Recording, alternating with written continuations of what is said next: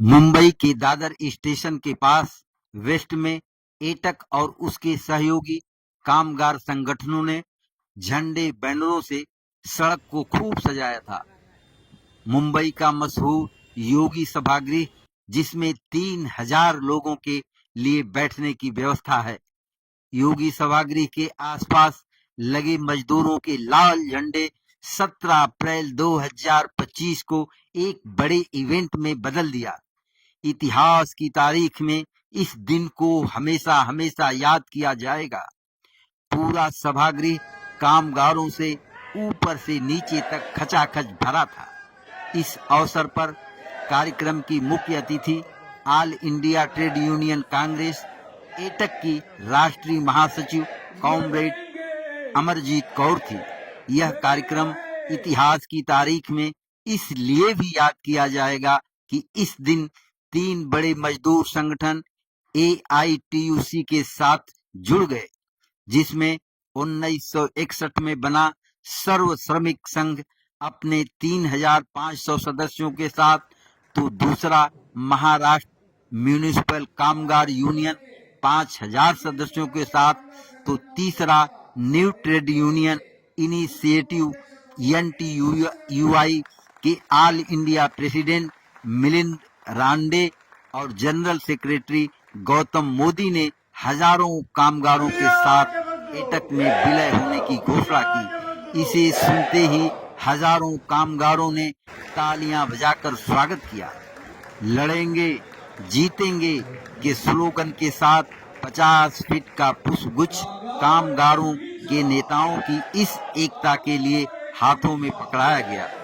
इस मौके पर कार्यक्रम के संचालक मिलिंद रांडे ने साथी यूट्यूब चैनल को बधाई देते हुए कहा कि आज से आपकी नेता कॉमरेड अमरजीत कौर हैं। सुने क्या कुछ कहा मिलिंद रांडे ने। एक यूट्यूब चैनल चलाते हैं, यूपी से आपके इस आंदोलन के साथ जुड़ने के लिए आए हैं और यूट्यूब के ऊपर वो कुणाल कामरा से लेके बाकी सब आप देखते हैं कि नहीं देखते? देखते हैं ना। अभी कल से एक नया नाम आपकी लिस्ट में ऐड कर दो, वो है कॉमरेड अमरजीत कौर। मोदी सरकार के खिलाफ धुआंधार तरीके से पूरे 360 डिग्री में उनकी जो नीतियां हैं उसके खिलाफ कॉमरेड अमरजीत जहां जहां जाती है वहां बात करती है। और उनका भाषण, क्योंकि वो विद्यार्थी जब थी तब से वो स्टूडेंट लीडर है, और उनका भाषण दोबारा अभी इतने जल्दी मुंबई में सुनने को नहीं मिलेगा। इस अवसर पर 580 सफाई मजदूरों को सुप्रीम कोर्ट में बिना फीस लिए जीत दिलाने वाले सुप्रीम कोर्ट के सीनियर एडवोकेट कपिल सिब्बल को बार बार याद किया जाता रहा। मिलिंद रांडे ने बताया कि कॉमरेड उदय भट्ट राज्यसभा में MP कुमार केतकर जी के साथ कपिल सिब्बल जी से मिले। कपिल सिब्बल ने कहा कि सफाई कामगार इस हालत में हैं, हम यह मुकदमा बिना फीस के लड़ेंगे। सभागार में कुमार केतकर जी का स्वागत किया गया। इस समारोह में एक वीडियो क्लिप के जरिए बड़ी स्क्रीन पर कपिल सिब्बल का कामगारों की जीत पर बधाई संदेश सुनाया गया। सुने सुप्रीम कोर्ट ऑफ इंडिया के जाने माने लॉयर कपिल सिब्बल का संदेश। सुप्रीम कोर्ट ने आपके हक में फैसला दिया, तो लगभग 3,280 कर्मचारियों को तो राहत मिल गई, लेकिन ये काफी नहीं है। पहले तो आपको मुबारकबाद, और दूसरा उन 7,500 कर्मचारियों को, सफाई कर्मचारी जो बाकी डिपार्टमेंट में काम कर रहे हैं, वो भी ऐसे ही आगे आकर जो उनको जो वो राहत चाहते हैं उसके लिए संघर्ष करें, और कभी हमारी जरूरत पड़ी तो हम उनके साथ रहेंगे, और जितना हम कर सकते हैं करेंगे। सर्व समिति संघ के अध्यक्ष दीपक भाले राव और मिलिंद रांडे ने अपने संगठन का एटक में विलय का पत्र अमरजीत कौर को सौंपा। कामगारों की विशाल सभा को संबोधित करते हुए एटक में 3 मजदूर संगठनों के जुड़ने के लिए एटक महासचिव कॉमरेड अमरजीत कौर ने जय भीम लाल सलाम के स्लोगन के साथ धन्यवाद दिया। कॉमरेड अमरजीत कौर ने मजदूरों से अपील करते हुए कहा कि मोदी सरकार मजदूरों के लिए जो 4 कानून बनाया है वह मजदूर विरोधी है। इसका विरोध हमें मिलजुल कर करना होगा। सुने इस मौके पर क्या कुछ कहा अमरजीत कौर ने। देश को सौंपा और देश ने स्वीकार किया, वो हमें अपने धर्म को, अपनी इबादत को अपने तरीके से मानने की इजाजत देता है। लेकिन वो संविधान साथ में ये बताता है कि दूसरे धर्म के प्रति नफरत फैलाने की आपको इजाजत नहीं है, ये बताता है। लेकिन ये हुकूमत उस संविधान में तब्दीलियां लाए बिना तब्दीलियां ला रही। ये जो आपके यहाँ कानून आया है ये भी संविधान के विरुद्ध है। और अभी पीछे इंडियन एविडेंस एक्ट, इंडियन जो आईपीएस है वो और सीएपीसी है, इन तीनों कानूनों में भी जो चेंज लाया है वो इस तरीके से लाया है जो एंटी कॉन्स्टिट्यूशन है। इसलिए ये कॉन्स्टिट्यूशन को बदले बिना कॉन्स्टिट्यूशन को तोड़ रहे हैं, तो इनके ऊपर कौन भरोसा करेगा। इसलिए हम जब बोलते थे आरएसएस बीजेपी की सरकार है, कुछ बीजेपी के लोग बोलते थे आरएसएस का नाम बीच में क्यों ले रहे। हमने कहा नरेंद्र मोदी हो या अमित शाह हो, ये तो आरएसएस के ही स्वयं सेवक हैं, तो आप ऐसा कैसे बोल रहे हैं, यही तो है आरएसएस के बाद। अब नरेंद्र मोदी ने लंबा 3 घंटे का इंटरव्यू देके उसने बताया मैं तो आरएसएस का स्वयं सेवक हूँ। तो हम तो पहले ही कह रहे थे कि तुम स्वयं सेवक हो, उनकी फिलॉसफी को लागू कर रहे हो, इसलिए देश को एक साथ जुड़ा हुआ नहीं रहने देना चाहते हो, तोड़ डालना चाहते हो। इसलिए टुकड़े टुकड़े गैंग की बात करने वाले इस देश के ही टुकड़े टुकड़े करने की तरफ बढ़े हुए हैं।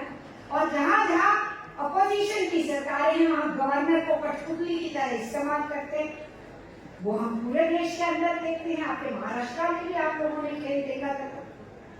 इसलिए मैं आपसे आज के इस मौके के ऊपर, जहां मैं उन सब साथियों का वेलकम कर रही हूँ, प्रसन्नता जता रही हूँ कि ये देश की ये आवश्यकता है, जरूरत है।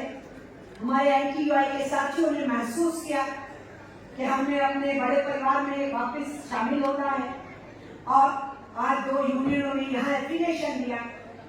मैं पूरे पुरजोर से उनके स्वागत में नारा देती हूँ, जय भीम, जय भीम, इंकलाब, इंकलाब। तो जहाँ हम ये स्वागत कर रहे हैं आज के इस समारोह के अंदर, वहीं इसके साथ साथ आह्वान है कि 20 मई की हड़ताल को कामयाब करने के लिए उसकी तैयारी में जाएं। इसी के साथ साथ हम आपको बता रहे हैं कि आपके सब कानूनों को रद्द करने के साथ साथ जितनी सुविधाएं अभी तक मिली हुई है आपको, उन सबको छीनने की तैयारी चल रही है। कपिल सिब्बल तो कहे कि मैं लड़ाई के लिए तैयार हूँ, आपका जो संघर्ष सुप्रीम कोर्ट में होगा, आपने उनको कह दिया थैंक यू और आपने तय किया कि हम लड़ेंगे। अगर ये हुकूमत रहती है, अगर ये लेबर कोड्स लागू करते हैं तो कानून ही बदल दिए जाएंगे। जो कानूनों का उल्लंघन हो रहा है, जिसके खिलाफ आप कोर्ट गए और जीत के आए, उस उल्लंघन को ही कानून बना दिया जाएगा। उसको बोलते हैं लीगलाइजिंग द वायलेशंस। जो आज कानूनों का उल्लंघन है उसी को ही अगर कानून बना दिया जाएगा तो फिर हम लड़ाई भी नहीं लड़ सकते।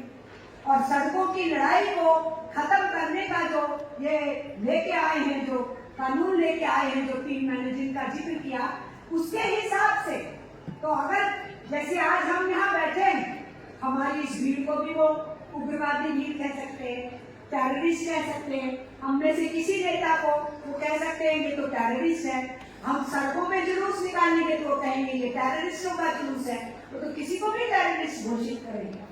इसलिए तैयार रहिए, संघर्ष के लिए तैयार रहिए और 20 मई की हड़ताल को हम लोग कामयाब करेंगे। उसके बाद लड़ाई और इनको 400 पार की बातें करने वालों को,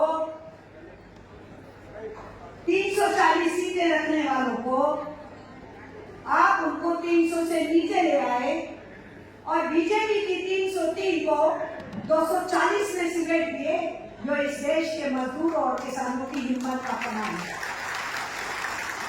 और ये जो सोच रहे हैं कि जिनकी बैसाखियों के ऊपर हम खड़े हैं, उनको डरा के धमका के, वो आंध्रा वाले और बिहार वाले, हम जारी रहेंगे, उनकी पार्टियों को भी लीड लेंगे और अपनी बहुमत बना लेंगे 200 बार।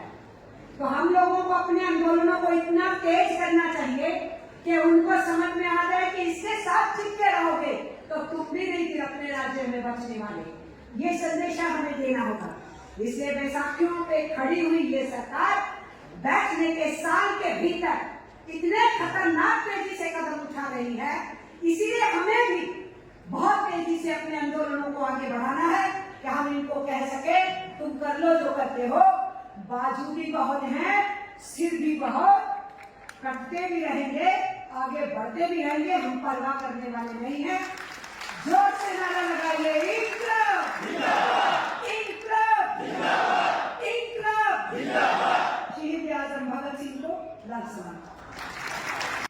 इस कार्यक्रम की अध्यक्षता करते हुए कामगारों के वरिष्ठ नेता एम.ए. पाटिल ने कहा कि आप सभी मोदी सरकार द्वारा लाए गए नए कानून को रद्द होने तक संघर्ष तेज कीजिए।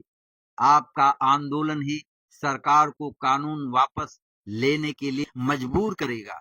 उन्होंने आगे कहा कि भाजपा की सरकार लोकतांत्रिक तरीके से आंदोलन के सभी रास्तों में बाधा पैदा कर रही है। आजाद मैदान में मोर्चा निकालने में कई तरह की पाबंदियां लगाई जा रही हैं, जो लोकतंत्र में उचित नहीं है।